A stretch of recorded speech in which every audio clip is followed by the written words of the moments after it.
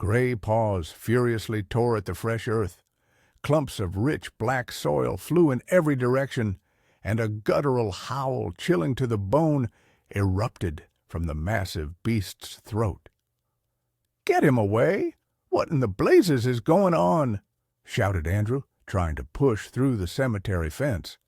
His wife, Irene's parents and neighbors held him back, preventing him from lunging at the wolf, which was wildly digging up the grave of his wife, buried just hours before.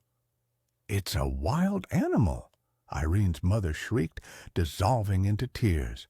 "Andrew, someone needs to shoot that creature." Before we begin, tell us where you're from in the comments, subscribe, hit the like button, and watch to the end. Let's start. Game Warden Gregory Patterson sat on the porch of his cabin in the isolated settlement of Pine Ridge, tucked away in the vast forests of the Pacific Northwest. His weathered hands, accustomed to years of service, meticulously cleaned his rifle, movements honed by decades of practice. Gregory was well into his 60s, but still couldn't get used to the solitude. It had been 5 years since he buried his beloved Lydia. A cold October wind swept fallen leaves across the yard. Gregory lifted his head and scanned the sky, heavy with leaden clouds. Snow was coming soon. He felt it in his old bones, which ached with every shift in the weather. "Oh, Lydia," he murmured into the emptiness, "never thought it would be like this. It's lonesome, all alone." The phone inside the cabin rang. Gregory reluctantly rose from the creaking steps and went into the hallway, where an old rotary phone hung on the wall. "Hello?" He grunted into the receiver. "Hi, Dad," his daughter Tanya said from the other end. "How are you doing up there?" "Same as ever, sweetie," Gregory replied, leaning his back against the wall. "Things are quiet." "You should come visit us in Seattle," his daughter began, not for the first time. "What are you doing sitting alone out in the wilderness? We have a big apartment, plenty of room for everyone." Gregory sighed. This conversation played out repeatedly like a broken record. "I can't, Tanya. My whole life is here. This forest, it's like a second wife," his daughter finished for him. I know, but you're not getting any younger, Dad, and it's half a day's drive to the nearest hospital from there." After the call, Gregory returned to the porch and picked up his rifle. He needed to check the north sector today. Poachers had been setting traps there. As the game warden prepared to leave, a knock came at the door. "Come in, it's open," Gregory called out, loading his rifle. On the threshold stood Mr. Noah Blackwood, an elder from a local indigenous community whose ancestral lands lay about 20 miles from Pine Ridge. Short, wiry, with a face etched with wrinkles like the bark of an ancient oak, he looked much older than his 70 years. "Greetings, Gregory," the old man said softly, nodding to the game warden. "Heading into the woods?" "Just going to check some traps. These poachers are getting too bold," Gregory replied, looking over the elder. He wasn't a frequent visitor to Pine Ridge. He didn't just show up for no reason. Mr. Blackwood frowned and shook his head. "Be careful today. I had a bad dream. The forest wants to tell you something." Gregory chuckled. He respected the local beliefs, but regarded them as beautiful stories, seasoned with the ancient wisdom of the forest dwellers. "I'll manage, Mr. Blackwood.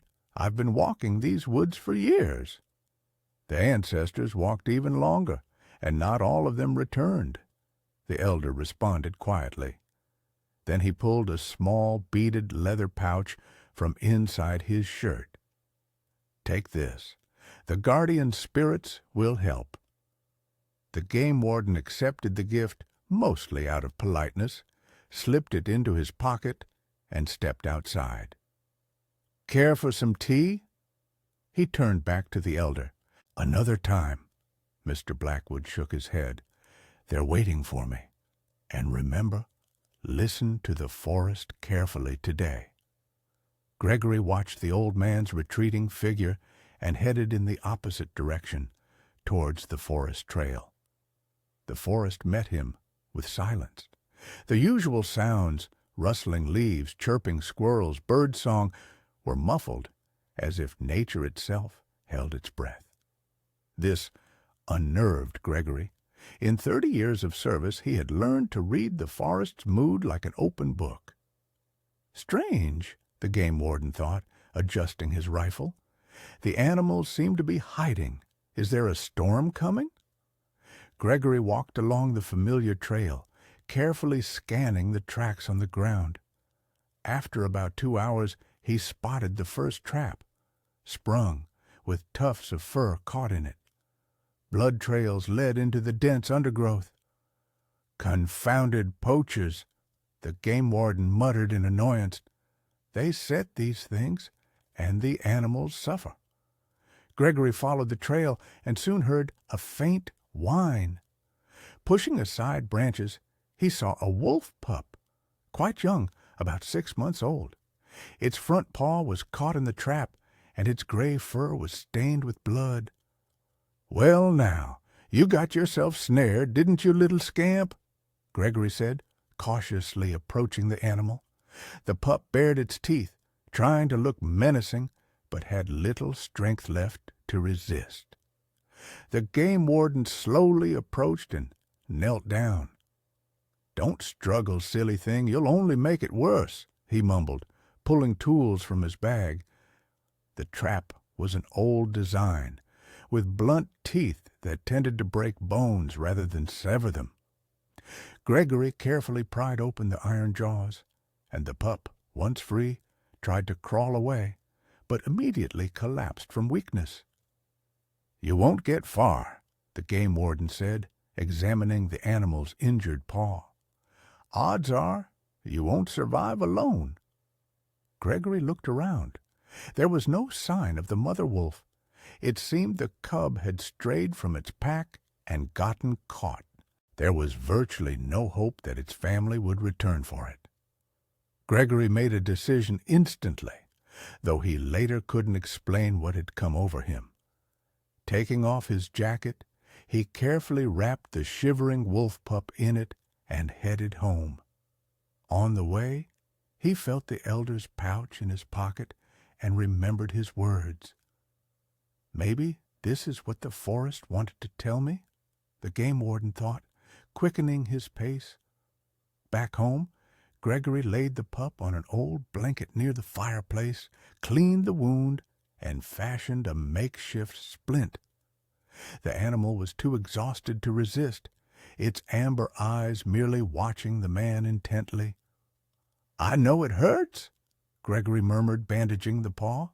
"Be brave, it'll get easier." After finishing the dressing, the game warden placed a bowl of water and a piece of cooked meat in front of the pup.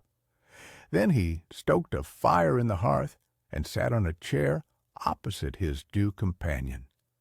"There," he said, watching the animal cautiously lap water. "We'll live together. What should I call you?" The pup raised its head and looked at the man as if understanding what he said.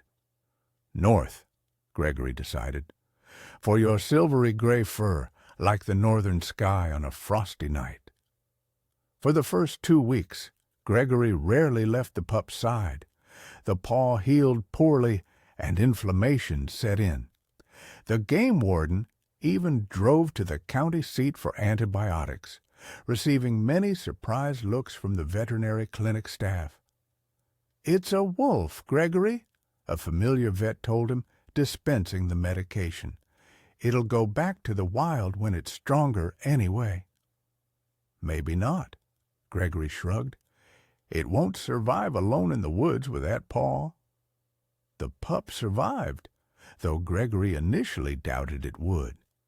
Gradually, the animal grew stronger, though its front paw always remained a bit lame. To Gregory's surprise, North didn't rush back to the woods, even when the game warden stopped keeping him tethered. Guess he realized he wouldn't make it alone, Gregory would say when neighbors expressed surprise at his unusual pet. Some villagers initially eyed the wolf with apprehension, keeping their children away from the game warden's cabin. But over time, they got used to him. North behaved calmly, never attacked livestock, and always stayed close to Gregory. Mr. Noah Blackwood, upon seeing the wolf, nodded knowingly. "The spirit sent you a protector, Gregory. An old legend says, a wolf saved by a human will give its life for them." "Oh, stop with your stories." Gregory waved him off, though something inside told him the old man was right. One winter evening, as a blizzard howled outside and North dozed by the fire, Gregory took out the leather pouch the elder had given him and finally decided to see what was inside. Untying the strings, he emptied its contents into his palm, an old, yellowed predator's fang. "Well, imagine that," Gregory mumbled. "It really is a wolf's." North raised his head, sniffed, and suddenly approached the game warden, burying his nose in his palm with the fang. Gregory could have sworn something almost human flickered in the animal's eyes. Recognition, understanding, some ancient wisdom beyond human grasp. "You know something, don't you?" the game warden asked softly, scratching the wolf behind the ear. The beast whined softly, as if answering the question. By the end of the year, Gregory's health began to fail. Years in the wilderness, old injuries, and a solitary life had taken their toll. His knees ached with every change in weather, his back refused to straighten in the mornings, and his heart was acting up. He often felt breathless even with light exertion. He no longer ventured to the distant sectors in winter, spending most of his time at home, gazing out the window at the snow-covered forest. North lay at his feet, his massive head resting on his paws. In a year, the wolf had grown from a pup into a large, powerful animal with thick gray fur. In December, his daughter Tanya arrived and was horrified to see how much her father had declined. "That's it, Dad," she declared resolutely, seeing how much effort it took him to rise from his chair. "No more heroics. You're coming to the city with me." "What would I do in the city?" Gregory frowned. "What's there for me?" "You'll live," Tanya retorted, "and get proper treatment. I have good doctors.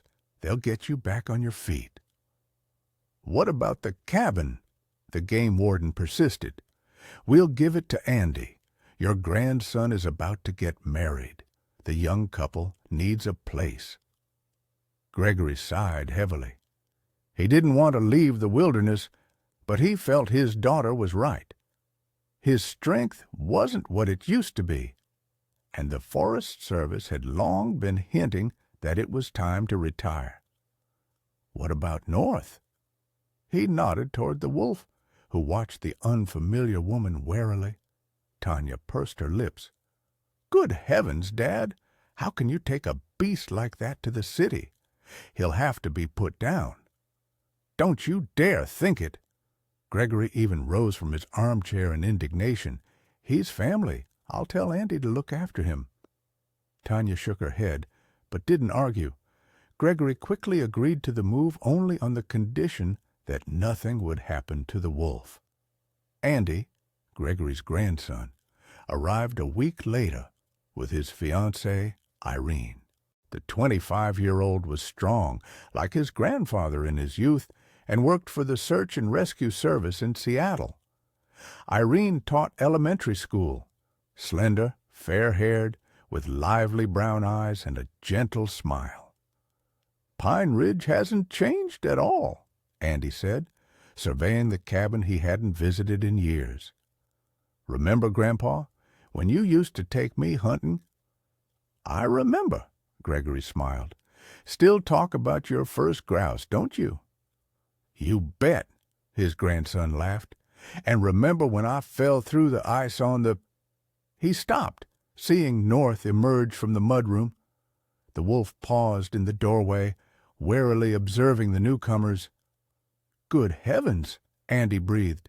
"That's your pet?" Gregory nodded. "North, come here, say hello." The wolf slowly approached, sniffing the air. Irene instinctively hid behind her fiancé. "Grandpa, I understand everything, but a wolf in the house is a bit much," Andy said, glancing at North, who was intently studying the new people. "He's gentle," Gregory countered. "Besides, he's a better guard than any dog. Since he came here, there hasn't been a single theft in the settlement." North, as if understanding what was being said, approached Andy and sat before him, looking directly into his eyes. "See? He accepts you," Gregory chuckled. "He smells family." Andy cautiously extended a hand, and the wolf, after a slight hesitation, allowed himself to be petted. Irene, however, kept her distance, warily observing the huge animal. "He scared me," she confessed that evening, when they were alone in their assigned room. "He's so big, and he looks at me like he sees right through me." "Don't worry," Andy embraced his fiancée. "If Grandpa says he's safe, he is. And if he gives us any trouble, I'll chain him up." Irene snuggled closer to Andy. "Are we really going to live here, so far from the city, from civilization?" "Just for a while," Andy reassured her. "While Grandpa is recovering, we'll look after the cabin. Then we'll decide what's next. Maybe we'll even stay in the city, but, you know—" He looked out the window, where distant stars twinkled through the glass. "There's something special here. I remember coming here for holidays as a kid. The wilderness, it draws you in." 3 days later, Gregory, having gathered his simple belongings, left for Seattle with his daughter. As he left, he ran his hand over North's thick fur for a long time. "You look after the cabin now," he told the wolf. "And after them, too." He nodded towards the young couple. "They're your family now." North watched the departing car until it disappeared around the bend, then slowly went back into the yard and sat by the porch like a sentinel on guard.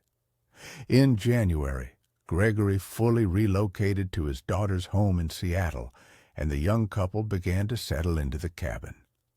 Andy transferred to the local search and rescue branch, and Irene found a job at the village school. A fragile neutrality was established with North. The wolf accepted Andy as his master, but remained wary of Irene. She didn't bother him, and he kept his distance. Initially, it wasn't easy for Irene to adjust to life in a wilderness settlement. A city girl, she had never lived where the nearest movie theater was a 3-hour drive away, and the only store operated on a fluctuating schedule dependent on the owner's mood. "Andy, I can't do this," she complained during the first few weeks. "Everyone here knows each other since birth, and they look at me like I'm an outsider." "They'll get used to you," her husband reassured her. "Give it time.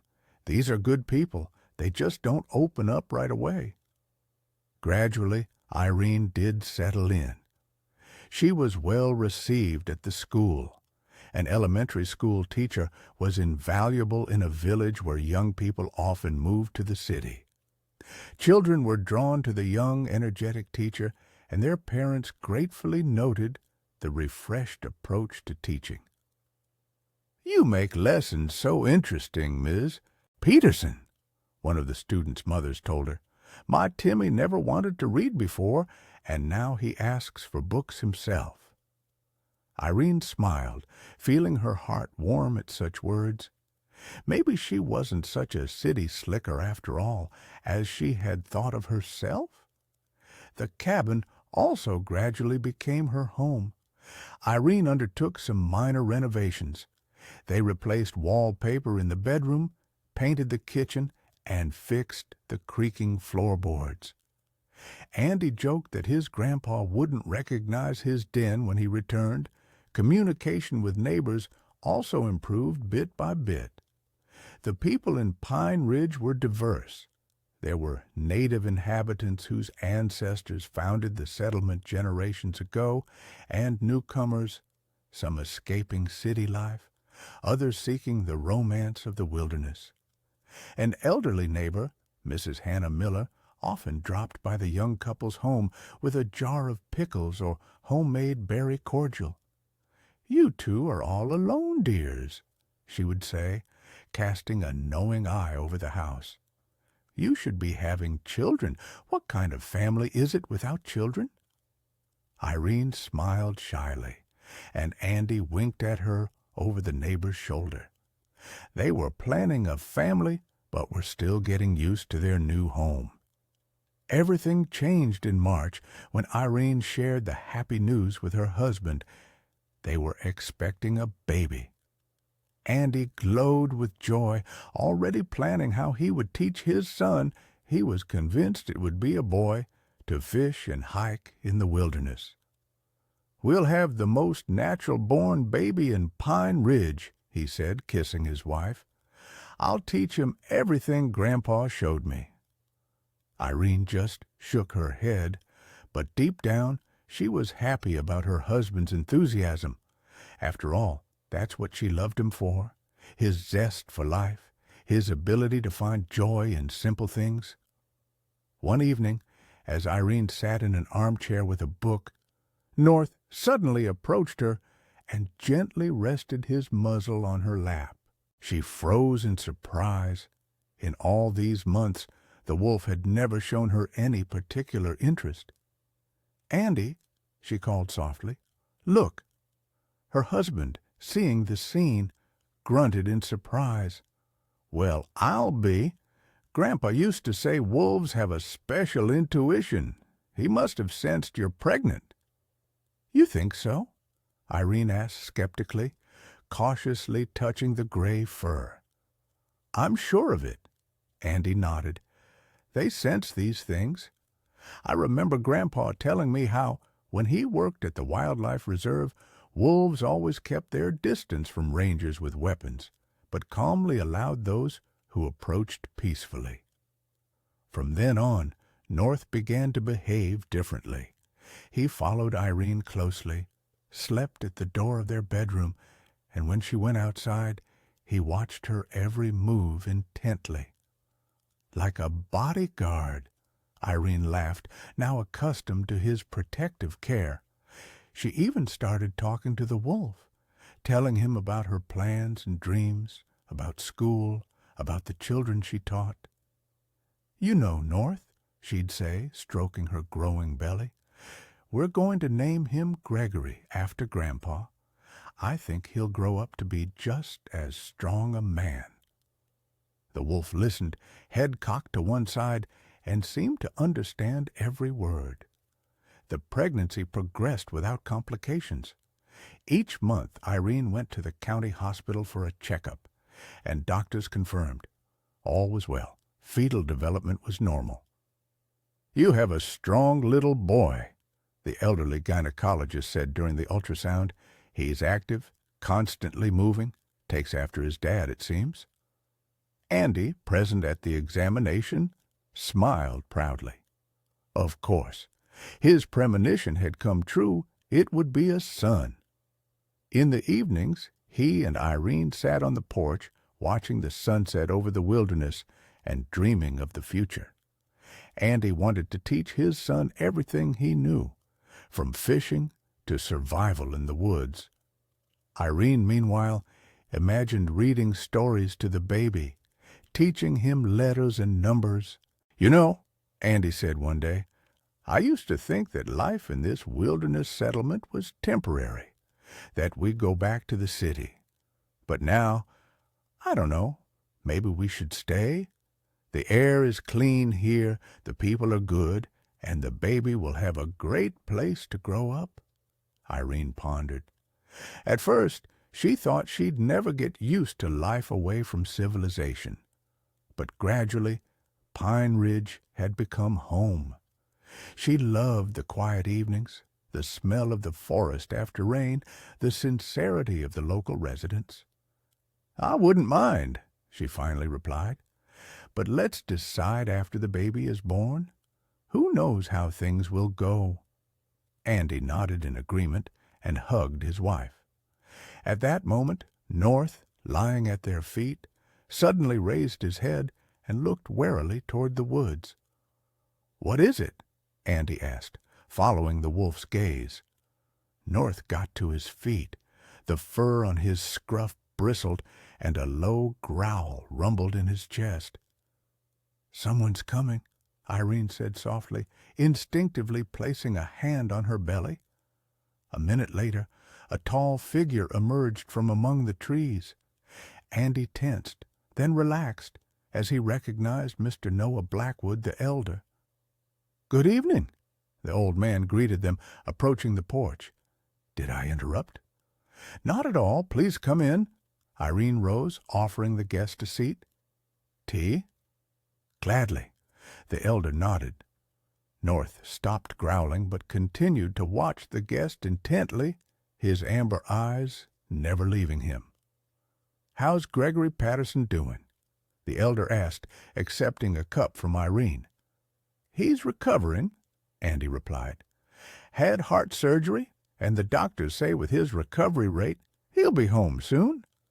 The elder nodded, sipping his tea.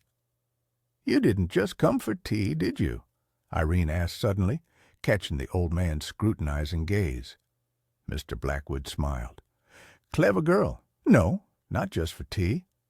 He looked at her belly. "The child you carry is special. I feel it." Irene and Andy exchanged glances. "What do you mean, special?" Andy frowned. "In a good way," the elder reassured him. "Two worlds will unite in him, that of the wilderness and of the city. And the wolf," he nodded at North, "he will be his protector." "What are you talking about?" Andy didn't understand. Mr. Blackwood took something small from his pocket and held it out to Irene. "Take this, an amulet for the little one." Irene accepted the gift, a tiny bone pendant, skillfully carved with the figure of a wolf. "Thank you," she said, examining the amulet. "It's beautiful." "Wear it always," the elder said, rising. "And remember, the animal senses what humans cannot see." After the elder left, Andy remained silent for a long time, watching the fire in the hearth. "He's strange," he finally said. "All this talk of spirits, of two worlds." "But there's something to it," Irene said thoughtfully, stroking the pendant. "Look how North changed his behavior towards me when I got pregnant, as if he really sensed something." Andy shrugged. "Maybe just a coincidence, or maybe, I don't know. Grandpa always said that this wilderness has its own laws, not always understandable to city folk." That night, Irene had a strange dream. She was walking through a winter forest, sinking knee-deep in snow. A profound silence surrounded her, broken only by the distant howl of a wolf. She walked towards the sound, and with each step it grew darker.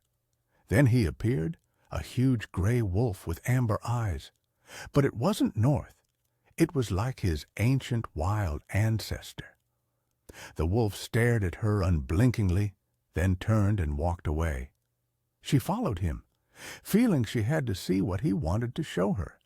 And then a light appeared ahead, warm, golden. The wolf led her to a cabin, her cabin in Pine Ridge. But as she got closer, she saw a wisp of smoke curling from under the door. Irene woke up in a cold sweat. Andy slept peacefully beside her. She placed a hand on her belly and felt the baby stir. The dream had been so vivid, so real. "Nonsense," she whispered to herself. "Just a bad dream." But deep down, an anxiety was born that wouldn't let go, even in the morning. By early winter, Irene's belly had visibly rounded. The doctor at the village clinic confirmed that the pregnancy was progressing normally, and delivery was expected in late February. "The blizzards will start soon," Mrs. Miller would say, dropping by in the evenings. "You be careful, Irene. You won't make it to the hospital in such weather." "Don't scare her," Andy waved off. "We have snowmobiles at search and rescue. We'll get her there if needed." Andy insulated the cabin, stocked up on firewood for the entire winter, and called his wife every day from his post, checking if everything was all right. The old stove heated well, but required constant attention. The wood burned quickly, and new logs had to be added every couple of hours. "We should call a chimney sweep," Andy said. "Something's not right with the draft. The wood burns unevenly." "Only a little while left until the baby comes," Irene reassured him. "We'll do it afterwards." On that fateful day, January 15th, the temperature plummeted to below zero. Andy was on duty. There was a fire in a neighboring settlement, and the search and rescue team had been dispatched to help. Irene remained home alone, save for North, who now stayed by her side. By evening, a blizzard picked up, snow covered the paths around the cabin, and the wind howled in the chimney, creating a dreadful cacophony of sounds. Irene stoked the stove, trying to keep the cabin warm. "It's burning too quickly," she complained to her husband over the phone. "The chimney sweep won't be here for another week," Andy replied. "For now, just stoke it more often. And don't forget to open the flue after the wood catches." "Yes, I remember. Irene touched her growing belly. "The baby is very active today, kicking up a storm." "A future soccer player," Andy laughed. "Love you both. I'll be late. Don't wait up. I'll call when I'm free." "Love you too." After the call, Irene put more wood in the stove. The room was already warm, and she began to feel sleepy. She lay down to rest on the bed. North lay in the corner of the room, his massive head resting on his paws. Lately, he barely left the cabin, preferring to stay near his mistress. "I probably should open the flue," Irene thought, but exhaustion was stronger. Her eyelids grew heavy, and she drifted off to sleep. Irene had strange dreams. She was walking through a dark forest, and the trees around her whispered, trying to say something. Then a gray shadow appeared, a huge wolf, leading her through the thicket toward a light, just like the dream she'd had after the elder's visit. She woke up in a cold sweat, gasping for air. A strange smell filled the room, and her throat felt scratchy. Irene tried to get up, but her head swam, and she fell to the floor. Consciousness blurred, but through the encroaching darkness she saw North.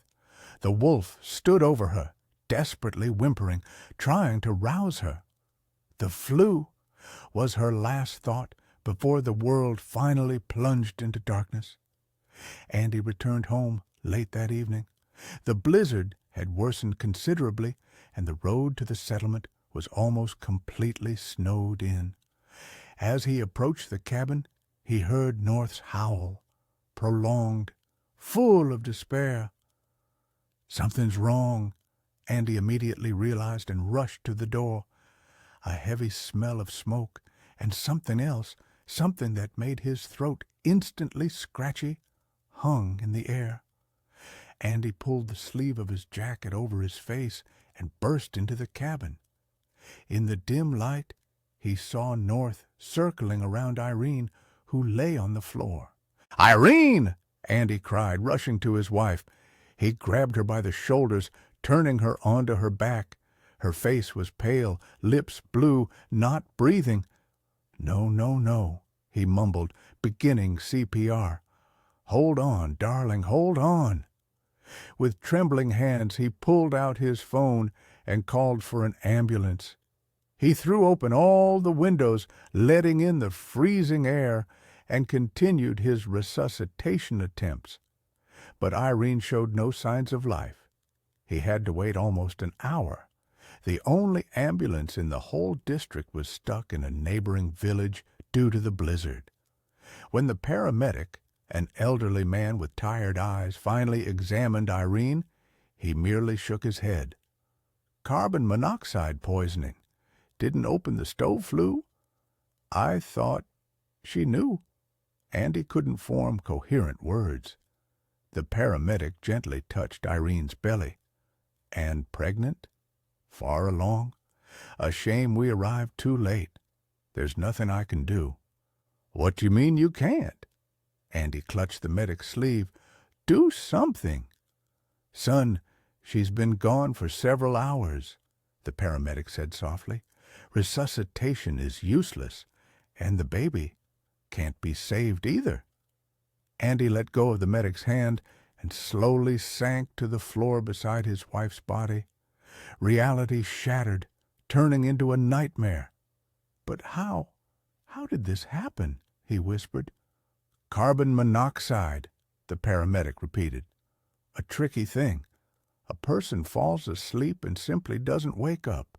It's colorless, odorless.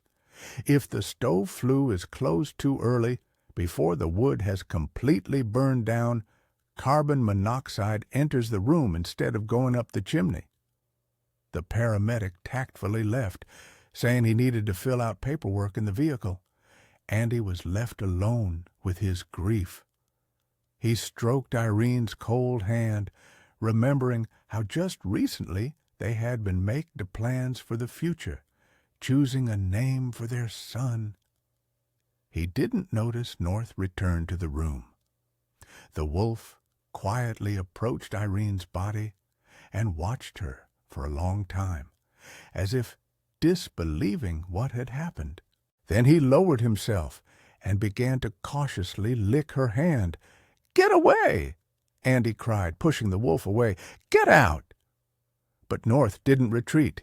He tried to get closer to Irene's face, whimpered, and even tried to grasp her clothes with his teeth, as if wanting to pull her away. This was the final straw. Something in Andy broke. Rage flooded his mind. He grabbed the wolf by the scruff and dragged him outside, where he chained him to the doghouse. "Stay here," he croaked, barely holding back tears. Returning to the cabin, Andy sat beside his wife's body and, for the first time in many years, wept.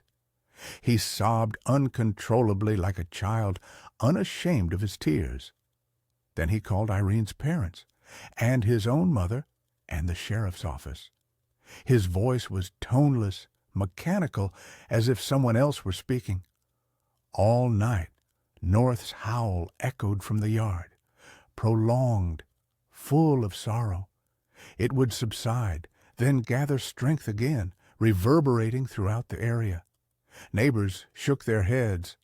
The wolf senses death, crying for his mistress. Andy didn't sleep.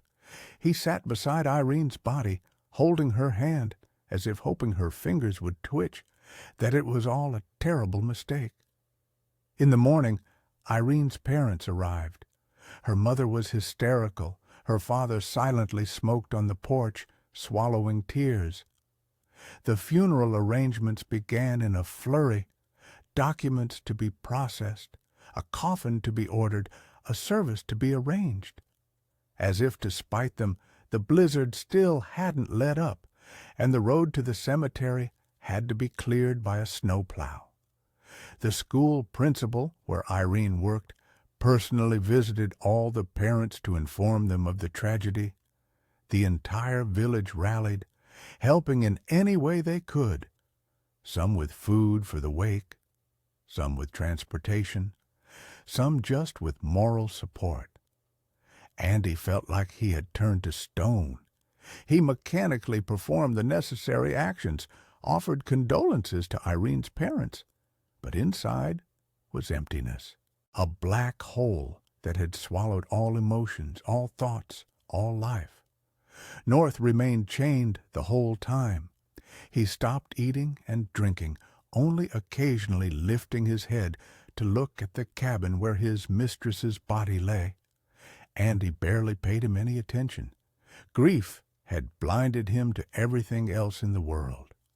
On the second day, a detective from the county seat arrived in Pine Ridge, a necessary formality for a death by accidental cause. He inspected the cabin, the stove, and asked Andy and the neighbors a few questions. "A classic case of carbon monoxide poisoning," he said, filling out the report. "Unfortunately, in rural areas, this happens regularly, especially in winter, when stoves are stoked more frequently." "But she knew about the flu," Andy croaked. "I always reminded her." The detective shrugged. Fatigue, pregnancy. She could have simply forgotten or fallen asleep sooner than intended. Once all formalities were settled, preparations for the funeral began. The casket was placed in the living room. Irene lay in a white dress like a bride, with artificial flowers in her hair. Real ones were impossible to find in winter. The neighbors washed and dressed her body, everything as customary. Irene's father insisted on a religious service. The family was devout. The visiting minister prayed over the body for a long time, sprinkling it with holy water. "Grant eternal rest, O Lord, to your departed servant Irene in blissful repose, and make her memory eternal," he chanted, swinging the censer. A bitter thought flashed through Andy's mind. What blissful repose? A young woman, full of life, carrying a child who would never see the light. Where was the bliss in that? The funeral took place on the third day.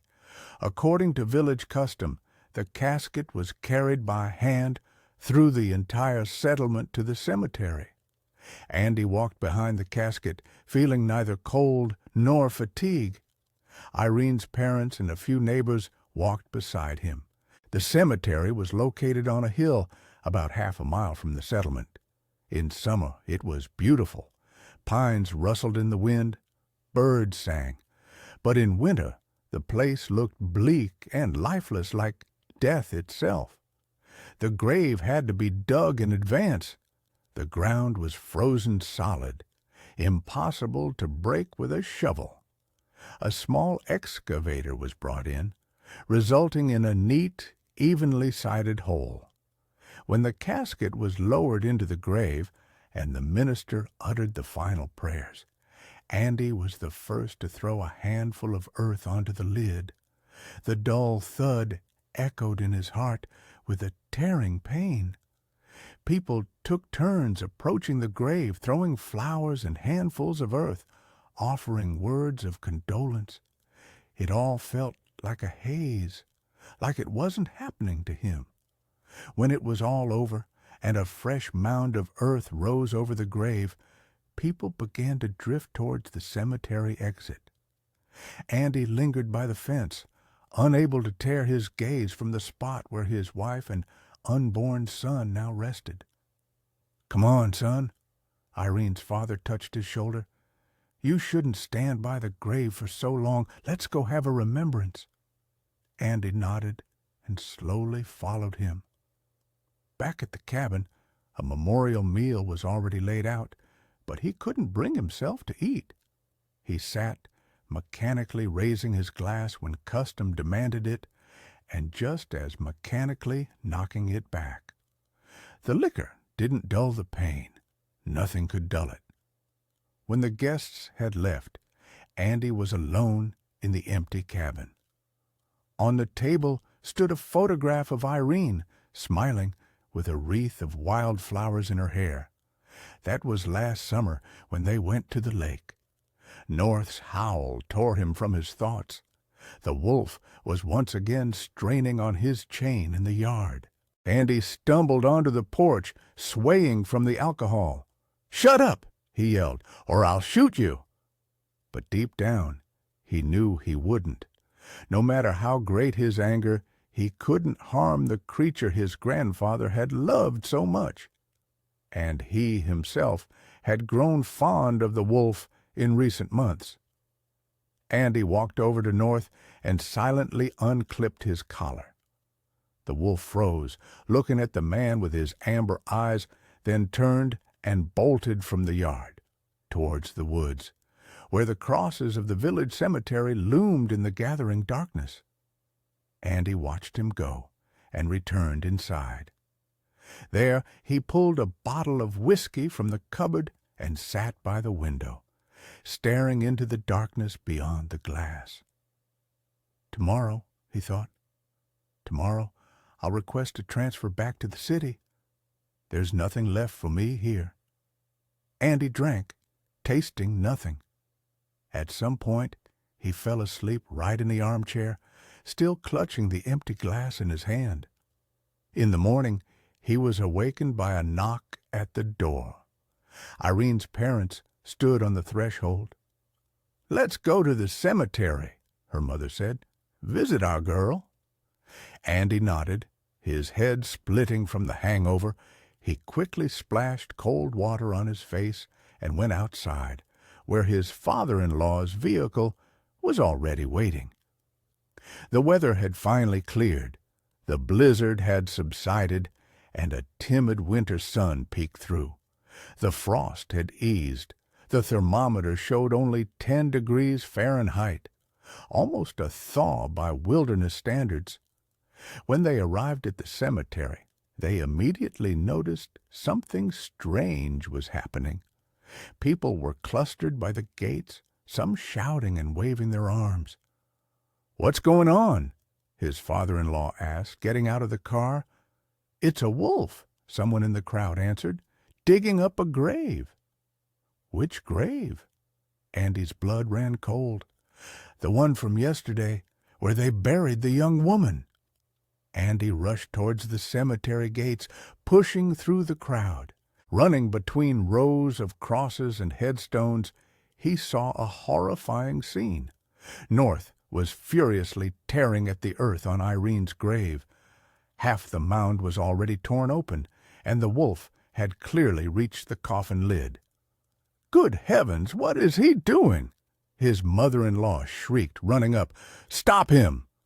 One of the men raised a shovel, but Andy intercepted his arm. "Don't touch him. That's our wolf." "But he's destroying your wife's grave," the man protested. "He should be shot." North finally managed to scratch through the coffin boards. Suddenly he stopped, cocked his head, and pressed his ear to the newly formed gap. Then he sprang back and howled, not as before, but a short, sharp cry, as if giving a signal, and at that moment a moan came from the grave. Everyone froze, disbelieving their ears, and then people rushed to the grave, widening the hole the wolf had dug. Andy worked with his bare hands, tearing at the earth, not noticing his nails breaking and his palms bleeding. "Shovels!" someone yelled, "and be careful with your hands. There's a person down there." When they opened the coffin, Andy saw his wife's face, pale, but not the deathly blue it had been 3 days ago. And then he saw her eyelashes flutter. "She's alive!" he cried, scooping Irene into his arms. "An ambulance! Call an ambulance!" But there was no time to wait.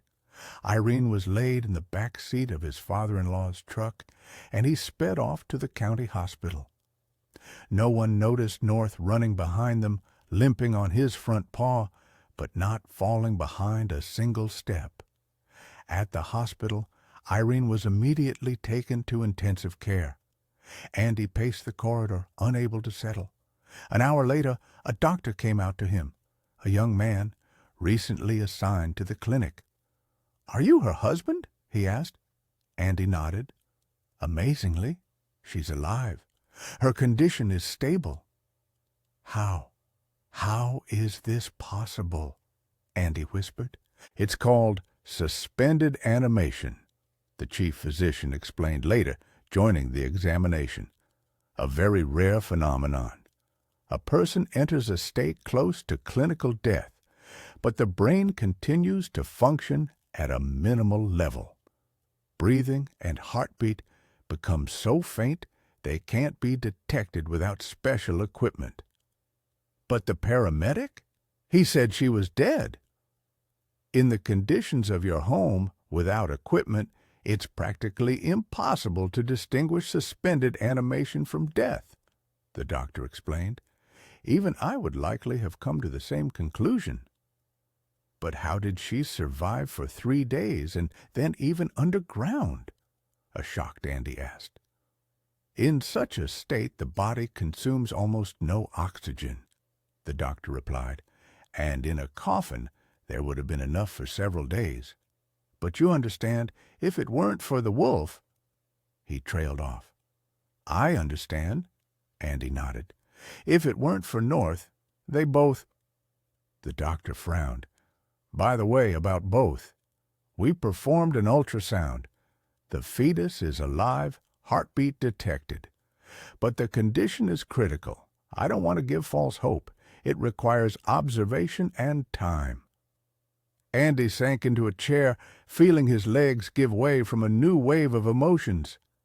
Can I see her? Not yet. She's unconscious. We're doing everything we can. Go home. Get some rest. We'll call if there are any changes. But Andy didn't leave. He sat in the corridor outside the intensive care unit all day and all night. In the morning, he was allowed a brief visit. Irene lay pale, tangled in tubes and wires. An oxygen mask covered her nose, an IV needle pierced her arm. But she was breathing. Her chest slowly rose and fell in sync with the machine. Irene, Andy gently touched her hand. I'm here. You're back with us. Please, wake up. But Irene didn't react. The nurse gently touched Andy's shoulder. It's time for you to go. We'll call when there are changes. Andy left the room and collided with Mr. Noah Blackwood, the elder, who had somehow learned of what had happened and come to the hospital. She lives, the old man said affirmatively, not questioning. Yes, Andy nodded, but she's unconscious, and the baby, the doctors aren't sure. The elder shook his head thoughtfully. The wolf saved them from the earth, but not from the darkness. Her spirit still wanders between worlds. What are you talking about? Andy frowned. Her spirit is searching for its way back, the elder explained, and the wolf can help. North? Andy remembered how faithfully the wolf had run behind the truck all the way to the hospital. He's here, waiting by the entrance. They won't let him in. They must, Mr. Blackwood said firmly. He is her anchor in the living world. Andy was no longer surprised by anything. After all that had happened, his system of beliefs, which had no place for miracles and ancient lore, had crumbled. I'll talk to the doctor, he said. To Andy's surprise, the young doctor didn't object to the unusual request. After everything you've told me about the wolf, I'm willing to believe in his special connection with the patient, he said. But there are rules, hygiene standards. Please, desperation was in Andy's voice.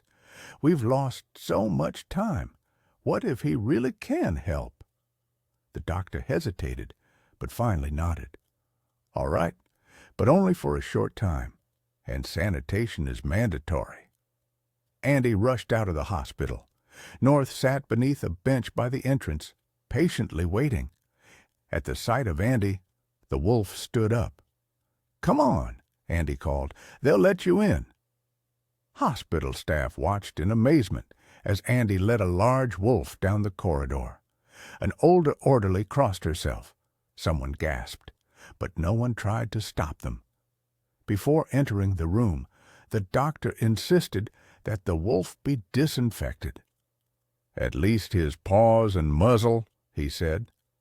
North stoically endured the procedure, only snorting his displeasure when the nurse wiped his nose with an alcohol wipe. When the wolf was finally allowed into the room, he cautiously approached the bed. He sniffed Irene's dangling hand, whined softly.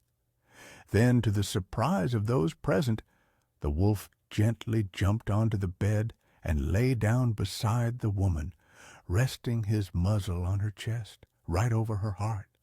"Hey, you can't do that," exclaimed the nurse, but the doctor stopped her. "Wait, let's see." North lay motionless, only his amber eyes open and fixed on Irene's face. Several minutes passed. No one dared to break the silence, and suddenly the woman's hand twitched. Her fingers weakly clenched, then slowly moved upwards, towards the wolf's gray fur. The monitor showed an increased heart rate. "She's responding," the doctor whispered. "Unbelievable!" Irene's eyelashes fluttered, and her eyes slowly opened. She blinked several times as if adjusting to the light, then focused her gaze on the wolf lying beside her. "No earth." Her voice was hoarse, barely audible. Andy rushed to his wife, grabbing her hand. "Irene, you're back." She smiled weakly. "Andy, what happened?" He didn't know where to start, how to explain those 3 incredible days. "Later, all later," the doctor said, approaching the bed. "The most important thing now is that you're conscious. How do you feel?" Irene thought for a moment. "Strange, as if I'd been asleep for a long time, and I had dreams. North was there, calling me." Andy looked at the wolf with a new feeling, a mix of gratitude and awe. "The baby," Irene suddenly said, anxiously placing a hand on her belly. "My baby?" "Alive," the doctor reassured her, "but we need to do some more tests. For now, you need rest." Everyone was asked to leave the room, including North, but the wolf didn't move, and even the doctor didn't dare disturb him. "Let him stay," he said. "It seems he really is helping." Irene fully regained consciousness after 24 hours. She was very weak, but the first question she asked was, "The baby, is my baby alive?" Doctors performed an examination and stated with surprise, "Fetal heartbeat detected. Stable. Amazingly, the baby is alive, and by all accounts, developing normally." That evening, when she and Andy were alone, Irene quietly asked, "What happened, Andy? I remember stoking the stove, lying down to rest, and then darkness and strange dreams." Andy took her hand. "Carbon monoxide, Irene. You forgot to open the flue. When I came back, you—" He stumbled, unable to utter the word "dead." "They took you away, and the paramedics said that we had lost you and the baby." Irene listened, eyes wide. "We buried you," Andy continued with difficulty. "And on the 3rd day, North came to the cemetery and started digging up the grave. He heard you." "I knew," Irene whispered. "I heard him, Andy. He was howling over the grave. I was like I was deep underwater, couldn't move, but I heard him. He was calling me." "You were fortunate," the doctor said, entering the room. "You experienced what in medicine is called apparent death or suspended animation. Your vital functions slowed to a minimum, so much so that it was impossible to detect signs of life without special equipment." "Was it from the carbon monoxide?" Andy asked. "Likely a combination of the poisoning and your body's unique physiology," the doctor explained. "Such cases are very rare, but they are documented in medical literature. There were times when people were buried with bells tied to their wrists, precisely in case of premature burial. And the baby? Irene asked. How could he have survived? That's even more astonishing, the doctor admitted.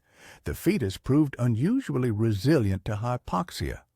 Perhaps the fact that during pregnancy, the fetus already exists in conditions of reduced oxygen played a role. He paused, then added, But the main mystery is your wolf. How did he know you were alive? Medicine cannot explain that.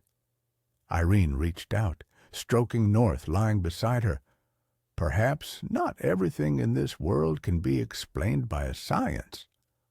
A nurse unexpectedly popped into the room. There's a strange visitor for you. We're not letting him in, but he's been sitting by the entrance for 3 days. They say he's an elder from a neighboring community. Mr. Blackwood? Andy was surprised. Please, let him in.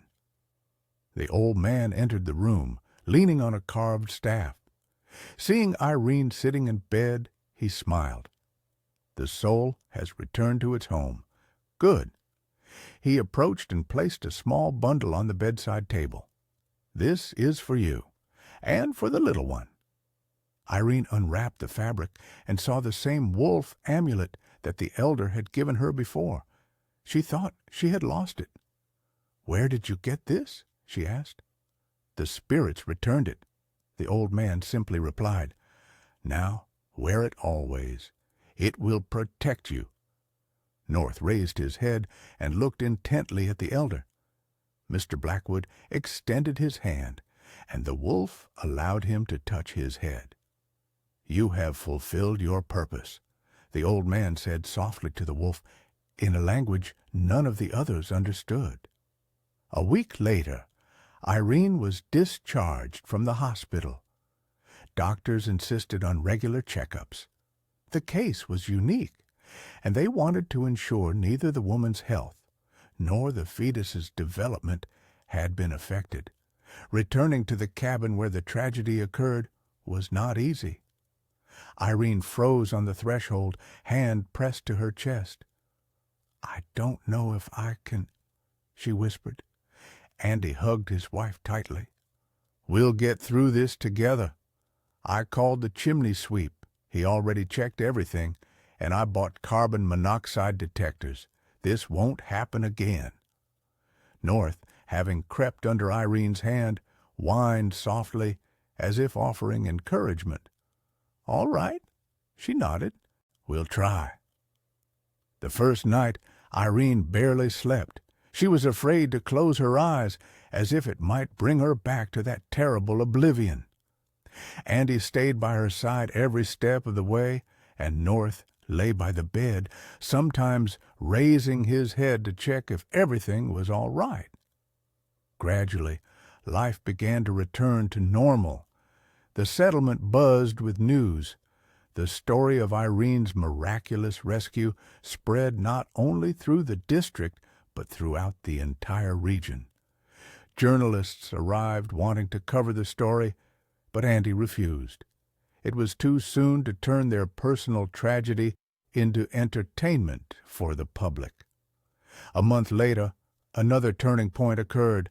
Irene, for the first time since the incident, stoked the stove. Her hands trembled as she lit the kindling, but Andy was there, watching her every move. See? He pointed to the flue. Now it opens automatically when you start the fire. The chimney sweep installed a special mechanism. Thank you, Irene whispered, tightly squeezing her husband's hand, for being here. By the end of February, Irene's belly had grown even larger.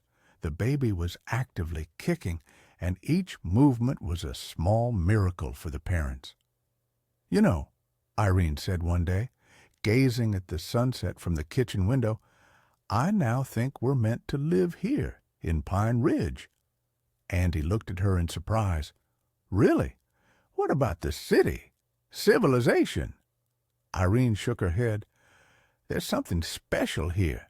These people, this wilderness, they accepted us. They saved us. She placed a hand on her belly. "Our child should grow up here, where two worlds meet." Andy frowned. "Two worlds? Remember what the elder said?" Irene smiled. "About the world of the wilderness and the world of the city uniting in our child. Maybe there's something to that." Andy hugged his wife, placing a hand on her belly. "Then we stay. I've come to love this place, too, even if it tried to take everything dear to me." Labor began on the first day of spring. Snow still lay in drifts, but the approach of warmth was already felt in the air. Irene woke in the middle of the night with a familiar sensation. Her water had broken. "Andy," she called softly, "I think it started." They reached the hospital quickly. Andy had arranged in advance with his search and rescue colleagues to have a snowmobile on standby at their cabin just in case. To everyone's surprise, the delivery went surprisingly smoothly for a first-time mother, just 3 hours, and a strong, loud-voiced, bright-eyed baby boy was born. "Gregory," Irene whispered when the baby was placed on her chest, "just as we planned." Andy couldn't utter a word, overwhelmed with emotion. He simply stood there, gazing at this small miracle, their son who, against all odds, had survived and was born healthy. When Irene and the baby were discharged, North was there to meet them at the cabin. The wolf cautiously sniffed the bundle that Andy carefully carried inside. "Look, North." Irene gently pulled back the blanket, showing the baby's face. "This is Gregory. He's part of our family, too." The wolf looked at the baby for a long time, then came closer and gently touched the tiny hand that had escaped the blanket with its nose. The infant wasn't scared. On the contrary, he stopped fussing and stared with interest at the large gray creature. "Now we have a real family," Andy smiled. 2 weeks later, Gregory Patterson arrived. The old man, invigorated after his treatment, wanted to personally meet his great-grandson. The story of Irene's miraculous rescue and that of his grandson had reached him through his daughter's retelling, but he didn't know the details. "Tell me everything from the beginning," he demanded, once the initial excitement of meeting the infant had subsided. Andy meticulously described all the events, from the moment he found Irene without signs of life to the miraculous resurrection at the cemetery. "I always said, there's something special about this wolf," Gregory said, watching North lie by the newborn's crib, guarding his sleep. Mr. Noah Blackwood, the elder, also came for the baby's christening. The old man gazed at the wolf for a long time, then called Gregory over. "Do you remember the pouch I gave you before you met him?" The game warden nodded. "It held a wolf's fang," the elder continued, "the fang of a guardian spirit from an old legend. They say when a human saves a wolf, and a wolf saves a human, a bond forms between them for many generations. Now this spirit will protect your family." "What are you talking about?" Andy frowned, hearing the conversation. "That not everything in this world can be explained," the elder smiled. "Sometimes you just have to believe, as North believed Irene was alive when everyone else thought she was dead." Andy silently looked at his wife, who was breastfeeding their son, and at the wolf, who lay by the threshold like a sentinel. Whatever was said about spirits and connections between worlds, one thing he knew for sure. Without North, there would be no family, no happiness for him now. Irene, too, had changed after her strange experience. She no longer feared the wilderness. On the contrary, she often went for long walks, sometimes with North, sometimes alone. She said she now felt the forest differently, as if she had learned to hear its voice. You know what's most amazing? She once asked Andy. I remember what I saw during my sleep. I wasn't here, not in our world. It was bright and peaceful there. And I saw a woman. She held my hand and said it wasn't time yet. And then a wolf came, gray like North, only bigger, and he led me back. Do you believe it wasn't just a dream? Andy asked. Irene looked thoughtfully at her son sleeping in his crib. I don't know, but something changed. I started to sense things I hadn't noticed before, as if a veil had lifted. In the spring, when local residents asked Andy how he felt after all he had been through, he gave the same answer. You know, everything has changed. I've started to listen more carefully to those around me, even if they can't speak a word. And Irene, watching North allow little Gregory to tug at his ears, always added, Sometimes the voice that saves a life doesn't come from human lips. And if you hear it through earth and stone, don't be afraid to trust it. 5 years later, Game Warden Gregory Patterson sat on the porch of his grandson's cabin, watching his 5-year-old great-grandson play with the aging but still strong wolf. The boy threw a stick, and North, despite his limp, jumped, catching it in mid-air. Grandpa, tell me again the story of how North saved Mom, the little boy asked, climbing onto the old man's lap. Again? Gregory smiled. You know it by heart. Tell it anyway, especially about the voice from underground. The old man sighed and began. It was a cold winter when the wisest among us failed to see what a simple wolf saw. North, hearing the familiar story, approached and sat next to the porch, resting his massive head on his paws. The setting sun reflected in his amber eyes, and in the depths of his pupils lay a wisdom inaccessible to human understanding. Irene came out of the cabin, observing the scene with a smile. She had changed over the years. Her features were more mature, a faint hint of gray appeared in her hair, but her eyes shone with the same warmth as before. Dinner soon, she said. Andy will be back from his shift any minute. Little Gregory nodded, but didn't rush to get off his great-grandfather's lap. Grandpa hasn't finished the story yet. Irene came closer, listening to the tale. Although she knew every word, every intonation, the story still touched her heart each time.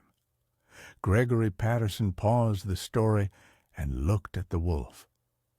Thank you, he said softly, for hearing a voice no one else could hear.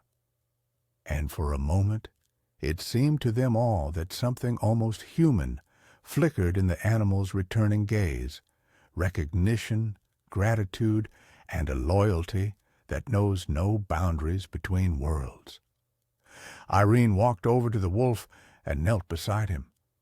She wrapped her arms around his neck, pressing her cheek into his gray fur. Every day I thank fate for you, she whispered. You gave me a second life, both of us. Little Gregory hopped off his great-grandfather's lap and joined the embrace. I love you too, North. You're the best wolf in the world. And inside the cabin, on the living room wall, hung a photograph in a simple wooden frame. Andy and Irene with newborn Gregory, and beside them sat the gray wolf with amber eyes. In the bottom corner of the picture, someone had written, Family is those who hear your voice, even when you are silent.